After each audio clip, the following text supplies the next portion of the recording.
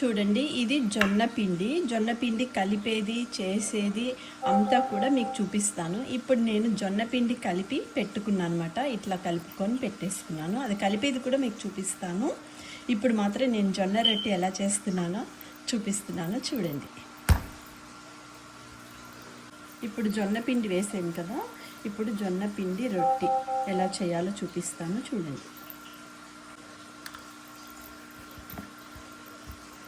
జొన్న పిండి మంచిగా కలిపేసుకొని శుభ్రంగా మెత్తగా అది బాగా పిసకాలి అన్నమాట. అప్పుడు మీకు జొన్న రొట్టె చాలా బాగా వస్తుంది.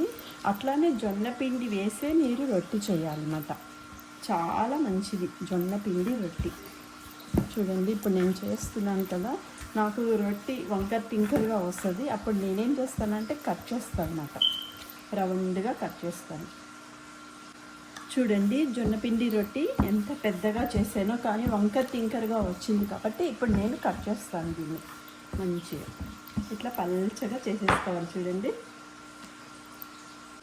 ఒక ప్లేట్ వేసి చూడండి ఇట్లా కట్ చేసుకోవాలన్నమాట. పిజ్జా కట్టర్ ఉంటుంది, ఈ పిజ్జా కట్టర్తో ఇట్లా కట్ చేసుకోవాలి.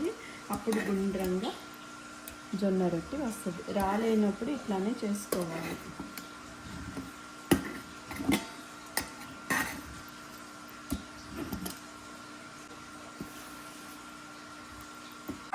చూడండి, అదిగా ఎంత రౌండ్గా వచ్చిందో. అట్లానే ఇది చూడండి ఎట్లా తీస్తున్నాను, ఎంత పల్చగా వచ్చిందో. చూడండి, ఇప్పుడు నేను ప్యాన్ వేసుకున్నాను. ఇప్పుడు దాని మీద నేను జొన్న రొట్టె వేస్తున్నాను. చూడండి కొంచెం వాటర్ ఇట్లా వేయాలి అన్నమాట. అట్లా వేసి ఇప్పుడు చూడండి నేను ఇట్లా ఫ్లిప్ చేస్తున్నాను. ఇప్పుడు మళ్ళీ కొంచెం వాటర్ వేయాలి. ఇప్పుడు జొన్న రొట్టెని ఇంకొక సైడ్ ఫ్లిప్ చేద్దాం. చూడండి, ఇట్లా చిన్న మంటలోని కాలాలి. చూడండి, జొన్న రొట్టె రెడీ అయిపోయింది. మళ్ళీ ఇంకొక జొన్న రొట్టె వేస్తున్నాను.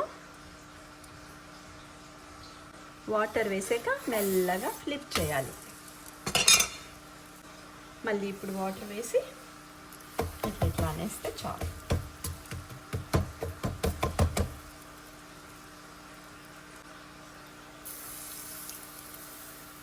చూడండి, మధ్యలో ఇట్లా అనుకుంటూ ఉండాలి, ఎందుకంటే చుట్టూ కాలాలి కదా, జొన్న రొట్టె కదా, బాగా కాలితేనే బాగుంటుంది. చూడండి, ఇప్పుడు ఇట్లా ఫ్లిప్ చేసేస్తే జొన్న రొట్టె రెడీ అయిపోతుంది. చూడండి, జొన్న రొట్టె రెడీ అయిపోయింది. చూడండి, జొన్న రొట్టెలు రెడీ అయిపోయినాయి. ఈ జొన్న రొట్టెలకి ఈ చేపల పులుసు వేసుకొని జొన్న రొట్టెలు తింటే దాని రుచే వేరు. చూడండి, చేపల పులుసు.